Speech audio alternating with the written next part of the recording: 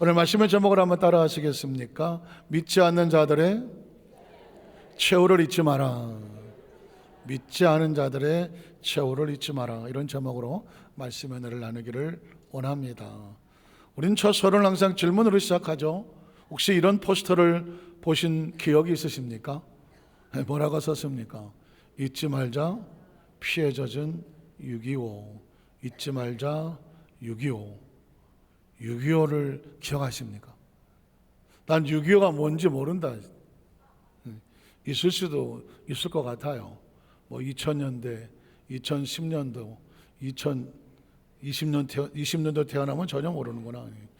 사실상 올해가 6.25 발발 74주년, 그리고 정전이죠. 전쟁이 멈춘 지가 70주년이 됐습니다. 70년이나 지났습니다. 그럼에도 불구하고 우리 민족이 잊지 말아야 될 정말 아주 중요한 가슴 아픈 상처가 6.25 사변이죠. 한국전쟁이라고 말하는 것입니다.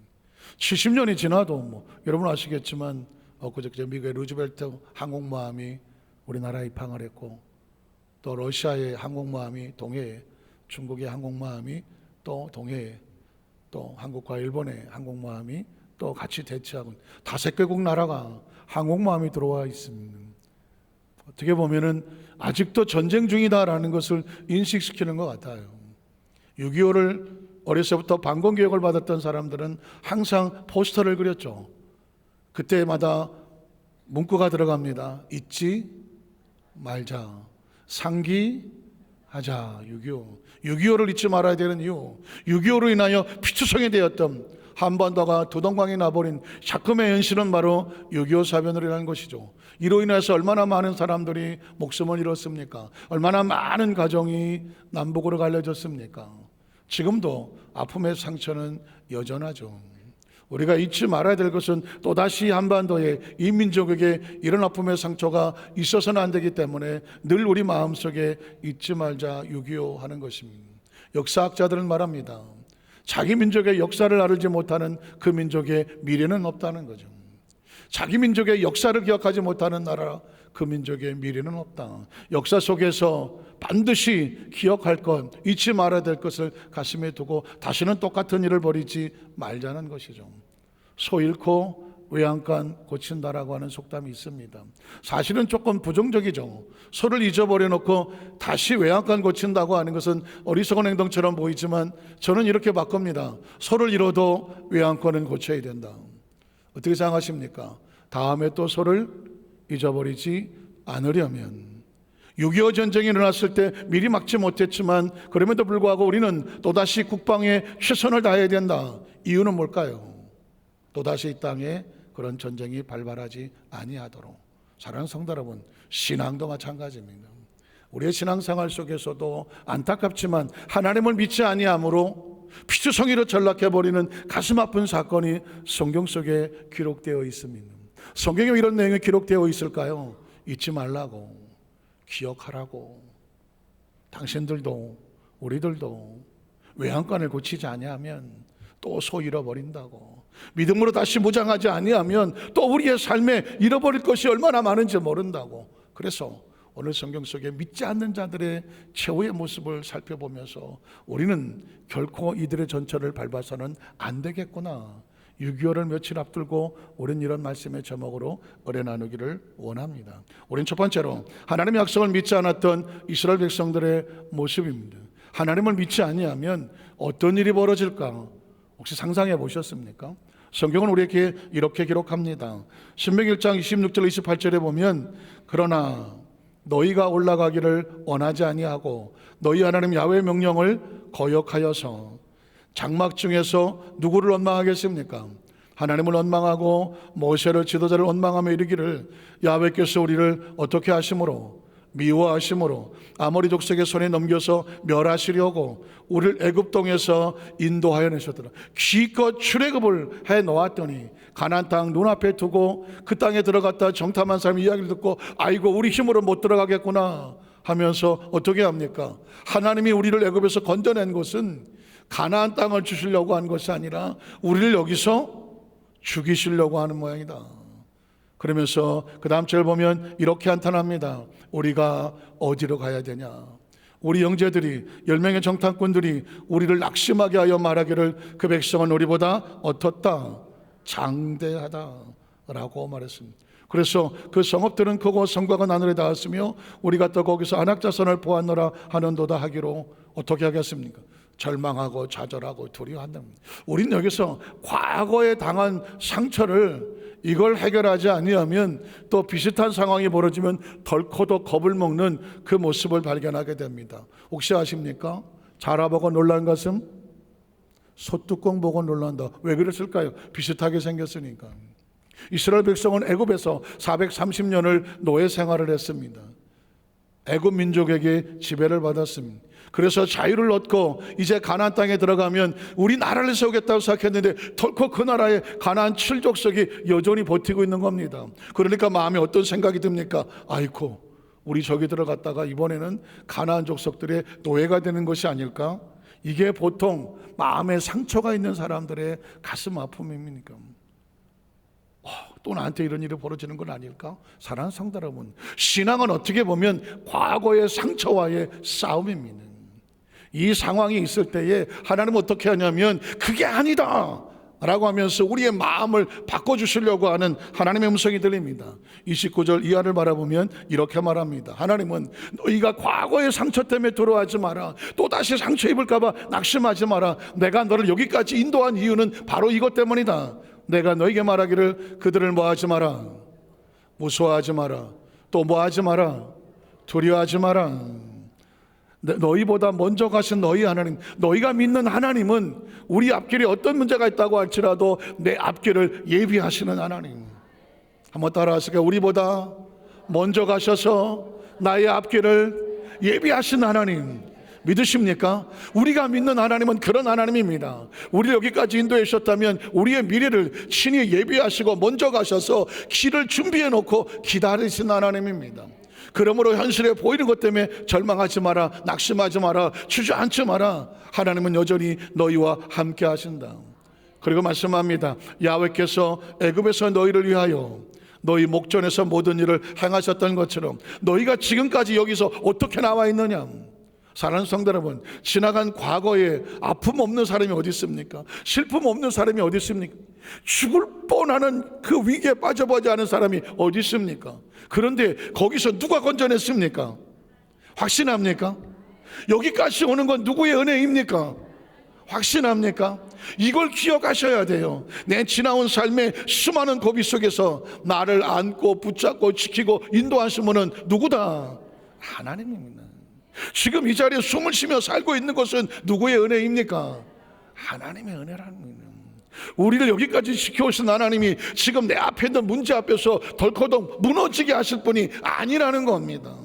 그래서 어떻게 하라고요? 너희 목전에서 애굽에서 행하셨던 그 하나님을 기억해라. 이제도 지금 앞에 있는 문제를 누구를 위해서 싸우실 것이다?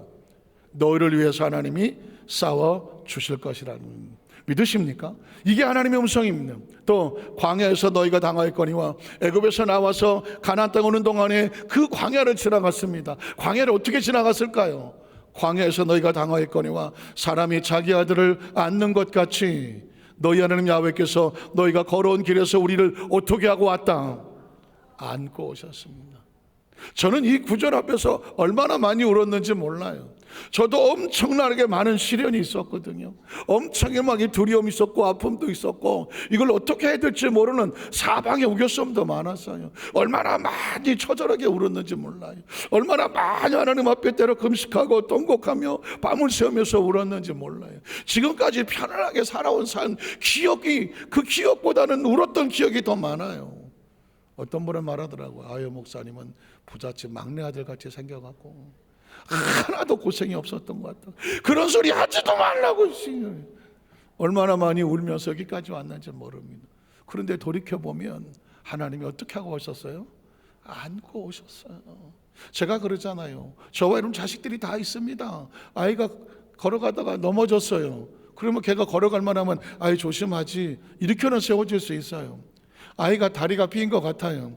잘 못 걸을 것 같아요. 어떻게 해요? 그때는 부축을 하죠. 어깨를 빌려줍니다. 그러나 이 아이가 넘어졌는데 의식이 없어요. 어떻게 할까요?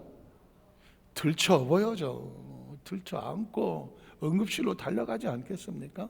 상황이 심각할수록, 너무 상황이 심각할수록 하나님은 다 개입하실 수밖에 없는 거예요. 내가 아무것도 못할 것 같은 광야를 지나가는데 하루를 못 살겠는데요.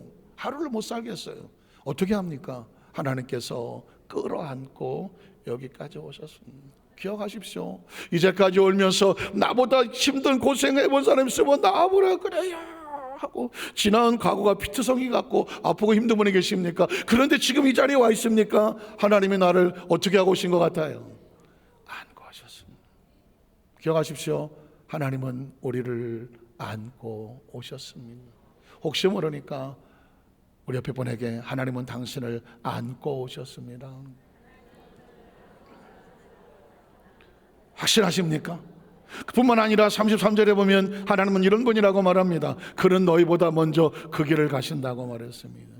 하나님을 기억하십니까? 하나님을 믿고 의지하십니까? 우리 앞길의 미래에 대해서 희망 있고 여전히 비전이 있는 것은 내 앞길은 누가 끌고 가신다? 하나님이 그 길을 먼저 가실 것이고, 내가 쉬어야 될 장막질 곳을 누가 찾으실 것이다? 하나님이 찾으실 것이고, 밤에는 불로 낮에는 구름으로 우리를 보호하셔야 될 방법을 알고 계신 하나님께서 너희 갈 길을 지시하신 하나님이라는 것입니다. 그런데 문제는 뭐냐면 이스라엘 백성들이 이걸 믿지 않았다고 말합니다. 32절을 보면 이 일에 너희가 너희 하나님 야훼를 뭐하지 않았다? 믿지 않았다. 믿음이란 선택입니다. 이 하나님을 믿고 의지하고 믿음으로 가나안 땅을 들어갈 것이냐, 미래를 향하여 도전할 것이냐, 아니면 여기서 얻어맞고 주저앉고 절망하고 좌절하고 과거로 다시 돌아갈 것이냐, 이건 선택에 달려 있습니다. 믿음은 뭐라고요? 선택입니다. 다시 한번 고백하실까요? 믿음은 선택이다. 하나님을 그럼에도 불구하고 믿고 나아갈 것이냐, 아니면 그냥 주저앉고 하나님이 어디 있어? 하나님 나를 도와주지 않으시려고 하는 거 봐. 하나님 때문에 내가 이 지경이 됐어. 하나님이 하려다가 이렇게 됐어 하고 주저앉을 것이냐. 선택하는 겁니다. 사랑하는 성도 여러분, 여러분이 묻습니다. 혹시 기억하십니까? 콩 심은 데 콩 나고, 팥 심은 데 팥 나고, 누가 만들었습니까? 도대체 이런 이야기를 누가 만들었습니까? 이 속담을 누가 만들었냐고 묻는 게 아닙니다. 콩 심은 데 콩 나도록 누가 했습니까? 팥 심은 데 팥 나도록 도대체 누가 만들었습니까? 이 법칙을 누가 만들었냐고요. 식물학자들에게 물어보면 뭐라고 말하겠습니까? 그거 자연 법칙입니다. 콩 심으면 콩 나요. 팥 심으면 팥 납니다. 심은 만큼 나고요, 심은 데서 나고요. 콩 안 심으면 콩 없어요. 이렇게 똑똑한 얘기를 누가 하겠습니까? 식물학자들이 말하겠죠. 그건 자연 법칙이다. 자연 법칙입니다. 그러면 이 자연의 법칙은 누가 만들었습니까? 우주를 연구한 사람 이렇게 말하겠죠. 그 우주 안에 모든 것이 한꺼번에 동일하게 말하는 우주의 법칙입니다. 이렇게 말하겠죠. 그러면 묻습니다. 도대체 이 우주의 법칙은 누가 만든 겁니까? 확실합니까? 적어도 우리 여도수 완삭회 성도 정도 돼야 이 정도 이 수준 높은 질문에 대답을 하지. 웬만한 사람은 대답도 못해요. 우주를 누가 만들었냐고 하면 그런 걸 왜 나한테 묻냐고 막 덤벼들지 몰라요. 우주는 누가 만들었습니까? 스스로 존재하지 못한다면 누군가는 창조를 했겠죠. 창조주가 만든 거죠. 그러면 이 우주의 법칙은 누구에 의해서 움직여집니까? 창조주에서 움직여지죠. 창조의 법칙 안에 움직여지는 겁니다. 그러므로 콩 심은 데 콩 나는 것도 창조의 법칙이죠. 팥 심은 데 팥 나는 것도 창조의 법칙입니다. 하물며 콩 하나 심고 콩 나는 것도 창조의 법칙인데, 이런 보십시오. 믿음에도 법칙이 있습니다. 하나님의 말씀을 믿으면 하나님의 역사가 열려지게 되는 것입니다. 하나님의 역사는 그냥 열려지지 않습니다. 믿음으로 여는 것입니다. 가나안 땅은 그냥 가만히 있다고 문이 열리지 않습니다. 믿음으로 들어가야 열려지는 것입니다. 아무리 좋은 자동차가 있어도 시동을 켜지 않으면 이 차는 움직이지 않습니다. 믿고 시동을 켜고 악셀을 밟으면 나간다고 믿는 사람이 자동차에 키를 꽂고, 요즘은 키도 안 꼽아요. 그냥 스위치를 누르면 시동이 켜지는 것입니다. 신앙이란 이런 겁니다. 하나님의 나라에 시동을 켜는 것을 믿음이라고 말하는 것입니다. 그러면 믿지 않으면 어떻게 되겠습니까? 믿지 않으면 하나님의 나라의 문이 열리지 않습니다. 그런데 문제는 콩 심은 데 콩만 나는 것이 아니라 나쁜 거를 심으면 나쁜 게 열매를 맺습니다. 불신앙을 심으면 하나님의 역사가 나타나지 않는 것으로 끝나지 않은 것이 아니라 하나님의 심판과 진노가 있습니다. 두 번째로, 그래서 믿지 않는 자들을 향한 하나님의 진노하시는 모습이 나옵니다. 여러분이 성경을 읽다가 좋으신 하나님만 발견하는 것이 아니라 진노하시는 하나님, 심판하시는 하나님의 모습을 발견하게 됩니다. 왜 이럴까요? 믿지 않았기 때문입니다. 믿지 않는 것도 열매를 맺습니다. 믿지 않는 것도 심은 대로 거둡니다. 이스라엘 백성이 믿지 않았습니다. 그랬더니 어떤 일이 벌어집니까? 하나님의 진노가 나타납니다. 34절을 보니까 이렇게 말합니다. 야훼께서 너희의 무엇을 들으시고 말소리를 듣으시고, 뭐라고 말했는데? 믿지 않았거든. 하나님께서 오히려 우리를 죽이려고 애굽에서 건져냈나 봐. 그래서 다시 애굽으로 돌아가는 게 낫겠어, 하나님을 떠나야겠어 라고 말했습니다. 믿지 않았습니다. 이 소리를 누가 들었다고요? 하나님이 들으셨습니다. 하나님이 들으셨으면 어떻게 될까요? 믿지 않은 대가가 나올 수밖에 없죠. 그래서 진노하시는 겁니다. 하나님의 진노와 하나님의 심판은 믿지 않는 자를 향하여서 심은 대로 거두게 하는 겁니다. 맹세하여 이르시되, 그 다음 절을 보면 이 악한 사람 중에서, 성경에서 말하는 악은 세상의 악과 다릅니다. 세상은 나쁜 짓을 해야 악이라고 말하지만 성경은 한 걸음 더 나가서 하나님을 믿지 않는 것을 악이라고 말합니다. 아니, 피조물이 창조주를 믿지 않는 이 존재가 가능하겠습니까? 그건 자기 존재 자체를 부인하는 것과 같고요, 하나님의 능력을 부인하는 것과 같아요. 피조물이 창조주를 부인하면 결과는 스스로 존재하지 않겠다는, 스스로 악을 심는 거거든요. 그래서 그 사람을 악한 세대라고 말하는 것이고요, 내가 그들의 조상에게 주기로 맹세한 좋은 땅을 볼 수 있다, 볼 수 없다? 볼 수가 없습니다. 제가 아까 말씀드렸습니다. 가나안 땅은, 축복의 땅은, 하나님의 약속은, 하나님의 은혜는 무엇으로 열린다? 믿음으로 열리는 것입니다. 하나님을 믿음으로 말미암아 믿음대로 되어지는 것입니다. 믿지 않으면, 콩을 심지 않으면 콩이 나지 않는 것처럼 믿지 아니하면 믿음의 역사는 없는 것입니다. 볼 자가 하나도 없으리라. 그 다음 절을 보면 이렇게 말합니다. 오직 여분네 아들 갈렙은 온전히 야훼께 모하였은즉. 순종이 무엇일까요? 말씀을 듣고 믿고 따라갔다는 것입니다. 순종은 선택입니다. 그리고 순종도 마치 하나님의 나라에 심어 놓은 것 같아요. 선택에는 책임과 결과가 따르죠.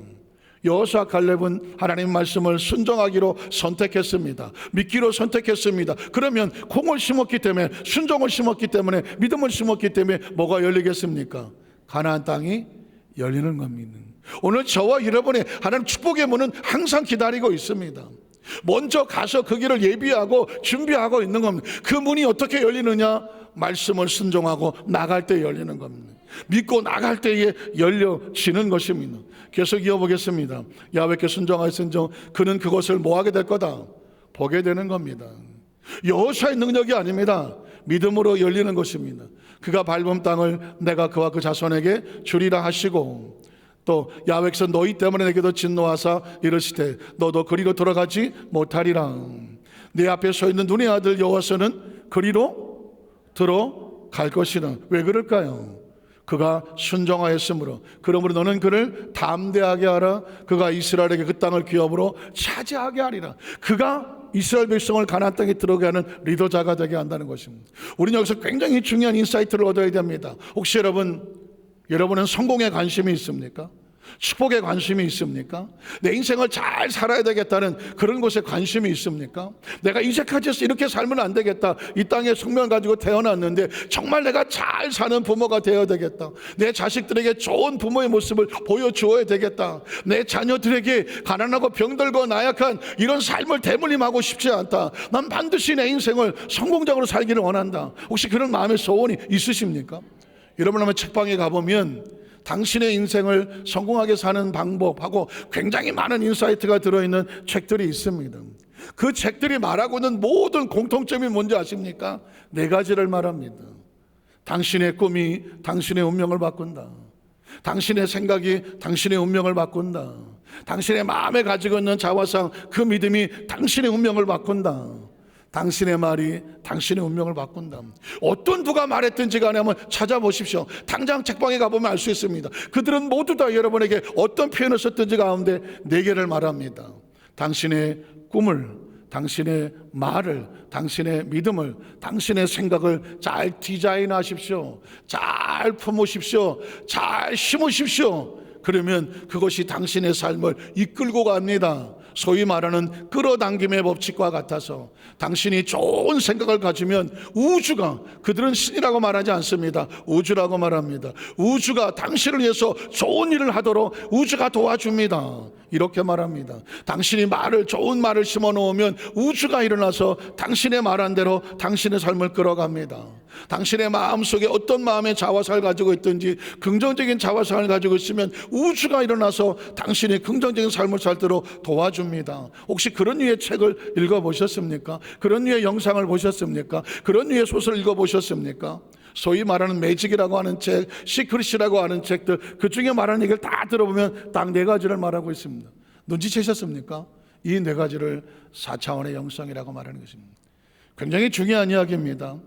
이 네 가지는 하나님의 영역을 벗어나서라도 그들이 가지고 있는 생각과 꿈과 믿음이 그들의 언어가 미래를 만든다는 법칙을 발견한 겁니다.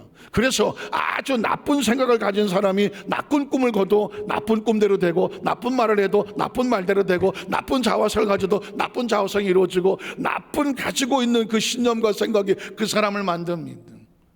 아주 위험한 것입니다. 4차원의 영성의 영역은 아주 위험한, 왜? 3차원에서 4차원을 끌어당기기 때문에 마귀의 생각을 가지고 마귀의 꿈을 꾸고 마귀의 말을 하고요, 마귀의 삶의 자화상을 가지면 마귀도 그를 그렇게 도와줍니다. 문제는 뭐냐? 하나님의 영역을 벗어나면, 하나님의 영역을 벗어나면 결국 마귀의 꿈을 꾸고 마귀의 생각을 하고 마귀의 욕심을 가지고 뒤자는 사람은 마귀의 밥으로 절망해 버리는 것입니다. 오늘 제가 여러분에게 이 말씀을 드리는 이유는 뭐냐? 하나님 아니라고 하는 전제 조건이 있어야 돼요. 하나님 안에서 하나님을 믿는 믿음으로 꿈을 꾸고, 믿음으로 생각을 하고, 믿음으로 언어를 선포하고, 믿음으로 여러분의 자화상을 가지고 나가면 누가 이끌어 가신다? 하나님이 끌고 가신다. 오늘 이 말씀이 저와 여러분의 미래에, 이제까지는 어떻게 살아왔는지 모르겠지만 앞으로의 삶을 살아가면서 반드시 이 네 가지를, 하나님을 믿는 믿음 안에 꿈을 꾸십시오. 믿음 안에 생각을 품으십시오. 믿음 안에 여러분의 언어를 선포하십시오. 믿음 안에 믿음의 자화상을 가지고 나가십시오. 여러분의 1년 후가 다르고 5년 후가 다르고 여러분의 미래는 달라집니다. 그래서 왜 이 사람들이 실패했는지를 알면 그 전철을 밟지 않습니다. 마지막 세 번째로, 뒤늦은 후회로 큰 낭패를 당하는 이스라엘 민족을 보겠습니다. 여기서 내용을 보면서 굉장히 우리 모습과 비슷한 모습을 발견하게 됩니다. 자, 신명기 1장 40절을 보겠습니다. 40절을 보니까 이스라엘 백성들이 가나안 땅을 눈앞에 두고도 안 믿어요. 우리는 여기서 죽을 것 같아, 애굽으로 돌아갈래, 이렇게 말합니다. 그래서 하나님께서 이렇게 말합니다. 그렇게 돌아갈래? 그럼 애굽으로 돌아가. 기억하십시오. 우리의 삶을 이끌어가는 것은 하나님을 믿느냐 믿지 아니하는데, 믿지 않는 언어는 믿지 않은 언어대로 갑니다. 우리 못 들어갑니다. 애굽으로 갑니다. 그럴 때 이렇게 말합니다. 그래? 애굽으로 가. 너희는 방향을 돌려 홍해길을 따라 광야로 들어갈지니라 하시매. 자, 그랬더니 그 다음 절에 보니까 이스라엘 백성들이 순간 이런 생각이 듭니다. 아차, 가나안 땅에 가려고 왔는데 다시 광야로 돌아가면 우린 죽을 것 같아. 그래서 이렇게 말하죠. 우리가 야훼께 범죄했습니다. 하나님 잘못했습니다. 잘못했습니다. 그래서 어떻게, 이제라도 우리 하나님께서 우리에게 명령하신 대로 우리가 올라가서 싸우겠습니다. 이렇게 말을 합니다. 다시 말해서 하나님과 관계 회복을 생각하는 게 아니라, 아이고 우리가 잘못했습니다, 이제라도 저 땅 들어가서 우리가 찾을게요 라고 방법만 찾는 겁니다. 여기서 무서운 것은 뭐냐면 하나님 없이 우리끼리 올라가서 한번 해보겠다고 하는 그 마음입니다. 잘 들어보십시오. 그래서 너희가 각각 무기를 가지고, 경솔이라고 말하죠. 경솔이가 무슨 뜻입니까? 하나님의 허락 없이, 하나님의 인도 없이, 하나님과의 관계 회복이 없이 형식만 갖추고 모양만 갖추고, 그래서 내가 원하는 것을 얻어내려고 하는 그런 방법을 쓰고 있는 것을 경솔이라고 말합니다. 산지로 올라가려 할 때에 야훼께서 내게 이르시되 너는 그들에게 이르기를 너희는 올라가지도 말고 싸우지도 말아라. 이유가 뭘까요? 내가 너희 중에 있다 없다? 없습니다. 내가 너희와 같이 가지 아니하고 내가 너희를 허락하지 않아서 너희가 나를 믿지 아니하므로 내가 너희와 같이 있을 수 없어. 하나님이 없으면 어떻게 될까요? 들어갈 수 없습니다.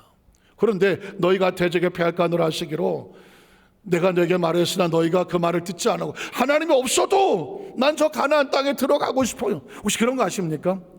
혹시 뭐 방법은 내가 잘 모르겠고 결과만 좋으면 좋은 거지 하면서 하나님 없어도 그냥 내가 하고 싶은 대로 할래. 혹시 이렇지 않습니까? 너희가 듣지 아니하고 야훼 명령을 거역하고 꺼리낌 없이 산지로 올라가며 결과 어떻게 될까요? 그 산지에 거주하는 아모리 족속 가나안의 아모리 족속이 너에게 마주 나와서 벌떼같이 너희를 쫓아서 세일산에서 쳐서 호르마까지 이른지라 너희가 돌아와서 야훼 앞에 통곡하나. 어떻게 보면 부르짖는 기도같으나 그들은 신세 한탄에 불과하죠. 통곡하지만 하나님께서 너희 소리를 듣는다 듣지 않는다?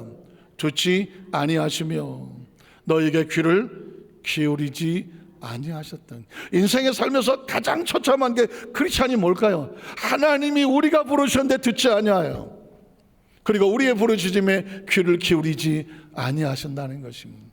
잘 보십시오. 이제까지 신앙생활 잘하고 오셨어요. 앞으로도 신앙생활 잘하셔야 되는데 제일 중요한 건 뭐냐? 내 안에 하나님을 모시고 사는 삶입니다. 지난주에 성령대 말을 하면서 제가 조금은 충격적인 이런 단어를 썼습니다. 한번 따라하세요. 신을 모시는 사람. 신을 모시는 사람 들어본 적 있다? 난 처음 들어본다. 신을 모신다는 게 무슨 말인지 난 처음 들어본다. 손들기도 귀찮다 하시지. 여러분의 삶 속에서 크리스찬은 잘 듣기 어려운 말이죠. 신을 모시는 사람. 이건 누가 쓰는 말입니까? 무당이 쓰는 말이거든요. 무당도 점쟁이도 두 종류의 사람이 있어요. 한 사람은 자기가 명리학이라든가 뭐 토정비를 책을 봐갖고 머리로 연구해서 머리로 푸는 사람들입니다. 그런데 또 한 종류의 무당이나 점쟁이는 신을 받는 사람, 신내림 받았다고 하는 얘기를 들어보셨습니까? 신을 받은 사람, 신을 받아 사는 사람들은 이렇게 말합니다. 이제부터 나는 신을 모시는 사람입니다. 내 안에 무슨 천하 대장군 신이 있든지 무슨 지하 대장군 신이 있든지 나는 신을 모십니다. 이렇게 말합니다. 그 사람들 보십시오. 지극정성입니다. 집안에라든가 어느 곳에 신당을 모셔놓고 있습니다. 아침 저녁으로 거기서 마치 절에 불공 드리는 것처럼 예를 올립니다. 뭘 갖다 잔뜩 올려놓고 비비고 절하고 기도하고 그들 나름대로 그 신을 모시려고 최선을 다합니다. 그리고 밤새 부르짖기도 하고 신 앞에 신의 음성을 들으려고 꿇어 앉아서 하루 종일을 주저앉아 있기도 합니다. 신의 명령에 따라서 저 바다에 가서 용왕신에게 빌기도 하고 산에 새벽같이 올라가서 밤새도록 또 무슨 그 지역 지신에게 또 빌기도 합니다. 신을 정말 신주단지 모시듯이 그렇게 정성껏 모시고 삽니다. 왜 그럴까요? 신을 떠나면 죽는다는 것입니다. 신을 제대로 섬기지 아니하면 죽는다는 것입니다. 그러면서 신을 진짜 최선을 다해서 지극정성으로 모십니다. 그게 신을 모시는 사람들의 이야기입니다. 저는 굉장히 충격을 받았습니다. 왜냐하면 우리는 도대체 누구를 모시는 사람입니까? 여러분 성령님을 인정하십니까?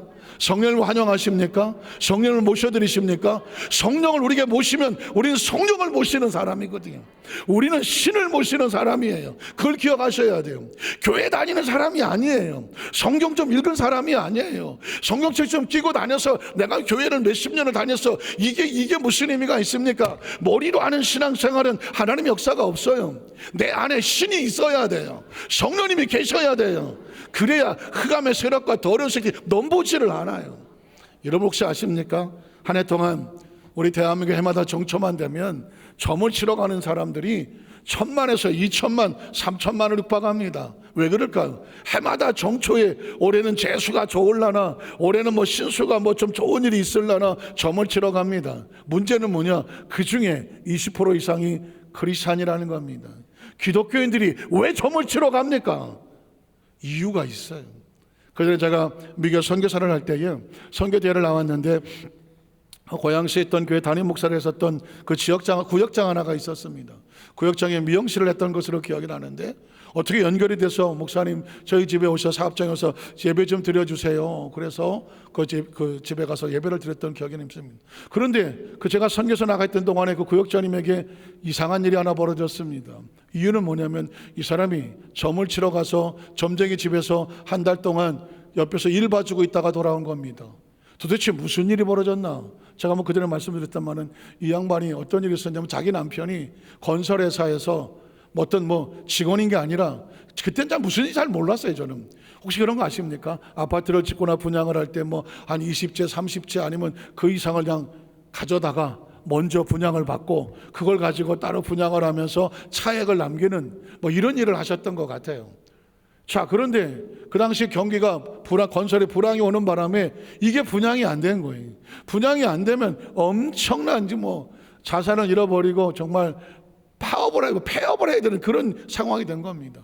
그러니까 이 구역장님은 남편이 무슨 일을 하는지 몰랐다가 덜커덕 그런 일이 벌어지니까 이제 그 문제를 해결해 달라고 하나님께 기도하기를 시작했습니다. 당장의 문제가 해결되지를 않아요. 그러니까 어떤 마음이 듭니까? 마음이 점점 어두워지고 힘들어지고 어떻게 할까 불안해지기 시작합니다. 그때 마침 동네 한 언니가 이렇게 말하더랍니다. 그러지 말고 여기 내가 아는 점쟁이가 하나 있어. 그 점쟁이가 그 일산에서 아주 유명한 점쟁인데 웬만한 사람은 점치러 줄도 못 서. 예약하고 들어가야 돼. 예약하고 3-4달씩 기다려. 이런 얘기를 하는 겁니다. 내가 그 사람 잘 아는데 내가 줄을 이렇게 대줄 테니까 가서 한번 점을 쳐봐. 당신 남편이 언제 이 문제가 해결될지 한번 점을 쳐보라 그러더래요. 그래도 순복음교회 구역장인데 대본에 가겠습니까? 안 가죠. 싸우는 겁니다. 안 가야 나 구역장인데 안 가 하다가 점점 상황이 급해지니까 어떤 마음이 듭니까? 가볼까가 어떻게 되냐면 언니 한번 나 가볼래? 가보겠다는 겁니다. 그래서 스케줄을 잡아서 가기로 했습니다. 근데 또 이분이 또 크리스찬이라고 가기 전에 또 내가 저 점쟁이한테 눌리면 안 되니까 금식하고 기도를 했다네. 눌리지 않게 하여 주시옵소서. 그리고 가갖고는 그 점쟁이를 만나러 가갖고 안 눌리려고 눈을 똑바로 뜨고 이렇게 했는데 이 점쟁이가 딱 보더니 이렇게 말하더랍니다. 지난달에 집안에 상을 당했구만. 한 달 전에 친척 하나가 장례가 나서 장례식을 갔다 왔는데 한 달 전에 상을 당했다고 알아맞히더래요. 그 바람에 어떻게 하셨어요? 눈가를 이러고 뜨고 갔다가 그냥 축 내리고 어떻게 하셨어요? 완전히 놀렸어요. 그 다음 말이 굉장히 중요합니다. 그 점쟁이가 이렇게 말하더랍니다. 당신은 나보다 큰 신을 섬기는 사람이 왜 여기 왔어? 야, 나는 그 말이 그냥 전에 웃으면서 전해 들었는데 제 머릿속에 떠나가지는 않아요. 당신은 나보다 큰 신을 섬기는 사람이야. 왜 여기 왔어? 라고 묻더랍니다. 이미 벌써 눈가를 내리깔았으니 사실은 우리 남편이 어쩌고 저쩌고. 아이고. 그래서 이렇게 말하더랍니다. 그냥 내 옆에서 스케줄이나 잡아주고 옆에서 일이나 해. 그러더랍니다. 네, 알았어요. 혹시라도 그거라도 열심히 하면 남편 사업이 좀 어떻게 풀릴까 싶어서 그 다음부터 점쟁이 옆에 전화 받고 스케줄 잡아주는 거는 순복음교회 구역장이 그거 하고 앉아서 접시 날아갈 뻔했는지. 그래갖고는 그렇게 한 달을 그곳에 있었습니다. 한 달을. 그런데 그 한 달을 그 있는 동안에 이분이 어떻게 된지 아십니까? 밤마다 이 꿈속에 귀신들이 와서 난장판을 치는데 그 가위에 눌리고 귀신을 잠을 자르지 못하고 그냥 온갖 잡다한 이 꿈속에서 귀신들이 난리를 치더라고요. 왜냐하면 귀신을 인정하냐고 모셔들었지 거기 가서 접수하고 이거 사무 보고 앉았잖아요. 그렇게 한 달을 밤에는 시달리고 낮에는 가서 하고 그렇게 한 달을 하니까 사람이 온몸 십몇 킬로가 빠지고 피골이 상접해갖고 살 수가 없더래요. 그때 비로소 내가 무슨 짓을 한 거지? 정신이 돌아오고 있는 거예요. 그래서 그날로 오산에 기도원 나가서 며칠을 금식을 하며 하나님 앞에 통곡하고 자백하고 울고 예배마다 엎드려서 하나님 앞에 몸부림을 치면서 하나님 나를 이곳에서 건져 주십시오. 기도하는 가운데 하나님께 다시 회복을 시켜주셨어.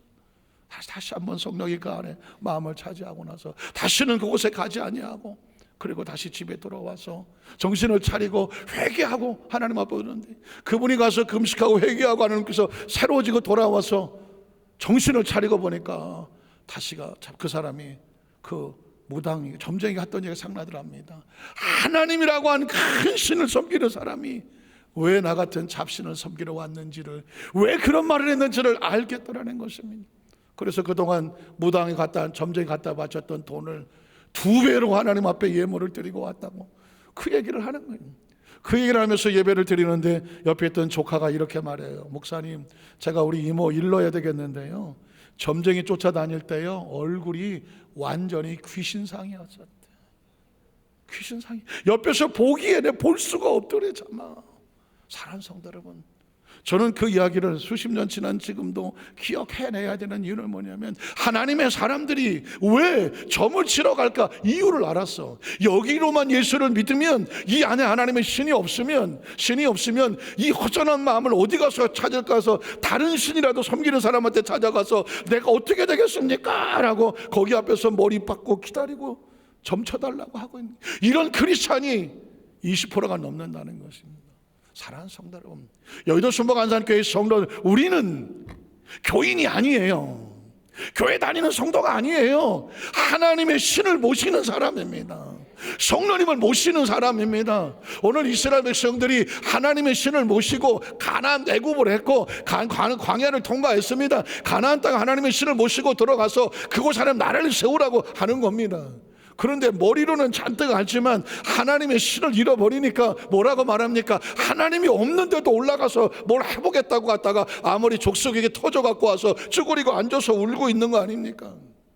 하나님이 없이는 아무것도 없습니다. 그래서 묻는 겁니다. 성령님을 인정하십니까? 성령님을 환영하십니까? 성령님을 모셔드리십니까? 그 성령이 바람같이 불같이 생수같이 어디서 역사합니까? 우리 안에 역사하시는 겁니다. 하나님께서 성령을 약속하셨습니다. 내가 말세의 남종과 여종에게 내 영을 부어주시겠다고 말했습니다. 예수님의 사역의 마지막에 승천하시면서 마지막 키워드는 뭐냐? 보혜사 성령입니다. 오직 성령이 내게 임하시면 너희가 권능을 받고 땅까지 증인되라는 것입니다. 신앙은 머리로 안 됩니다. 생활로 안 되고요, 습관으로도 안 됩니다. 신앙은 내 안에 성령님이 계셔야 돼요. 성령은 인격적으로 지성과 감정과 의지를 가지고 늘 여러분의 성령님에서 아침에 일어나시면 성령님, 오늘 나 성령님과 함께 시작합니다. 지혜를 주시고 명철을 주시고, 성령이 원하시면 움직이고 성령이 원하지 않으면 움직이지 않게 하여 주시옵소서. 성령의 감동을 해서 깨닫게 해주시고 알려주시고, 악하고 더러운 감정에 빠지지 않게 해주시고, 감정으로 살고 기본으로 살지 아니하고 습관으로 살지 아니하고 성령의 감동으로 살게 하여 주시옵소서. 그래야 안전합니다. 그래야 어디 가서 창피당하지 않고요, 어디 가서 마귀에 조롱당하지 않고요, 하나님의 거룩한 사람이 하나님의 거룩한 이름을 자존심 상하게 하지 않는 거예요. 하나님의 사람들이 세상에 쭈삣거리고 와서 어떻게 좀 재수가 좋을까, 복채나 뒤밀어 보고 점이나 치고 뭐 이런 걸로 어떻게 좀 발잡혀 볼까, 어림도 없는 소리 하지 마십시오. 너희가 아무리 기도해도 내가 듣지 아니하고 아무리 부르짖어도 내가 귀 기울이지 않는다. 내 안에 뭐가 없으면, 성령님이 없으면. 저는 그래서 기독교란 단어를 싫어합니다. 교가 아닙니다. 교는 뭐예요? 가르칠 교자거든요. 그리스도를 가르치는 게 기독교라고 말합니다. 여러분, 기독교 가르침 안 받은 사람이 어디 있습니까? 그러나 가르침이 사람을 움직이지 않아요. 기독도가 돼요. 도는 뭐예요? 수행하는 사람입니다. 그 말씀을 가슴에 끌어안고 말씀대로 살려고 삶에 적용하며 스스로 견제하고 스스로 자기를 점이고 스스로 자기를 경건하게 하며 성령님을 따라서 동행하는, 그 수행하는 사람이 기독도인인 거예요. 교인은 많아요. 교인은 많아요. 그러나 도인이 필요해요. 기독도인이 필요해요. 크리스찬이란 뭐냐? 그리스도를 닮아가는 사람이에요. 따라가는 사람이에요. 그리스도처럼 사는 사람이에요. 교인은 머리는 알아도 삶이 없어요. 그러나 도인은 삶이 그리스도인 거예요. 무슨 말인지 아시겠습니까? 오늘 그렇게 삶을 살아야 하나님께서 들으시고 귀 기울이시고 네가 나를 안고 살아가는구나. 제가 지난 금요일에 이런 얘기를 했습니다. 우리가 성령님을 안고 살면 성령님이 우리를 안고 가신다고 그랬습니다. 그래 안고 가시는 겁니다. 우리 여도수안살교회 성도들이 이 시간 이후에 그냥 교회 다니고 신앙생활하고 이게 다가 아니라 매 순간마다 내 안에 성령님을 인정하고 환영하고 모셔드리고 성령과 동행하고 성령을 지키고 성령을 근심시키지 아니하고 성령을 기쁘게 하고 하루를 그렇게 살아놓고 하루 저녁에 잠을 주무실 때 성령님 오늘 하루도 함께 하셔서 감사합니다. 그 하루하루가 승리의 삶이 되시기를 주님의 이름으로 축원합니다. 기도하겠습니다. 전능하신 하나님 아버지,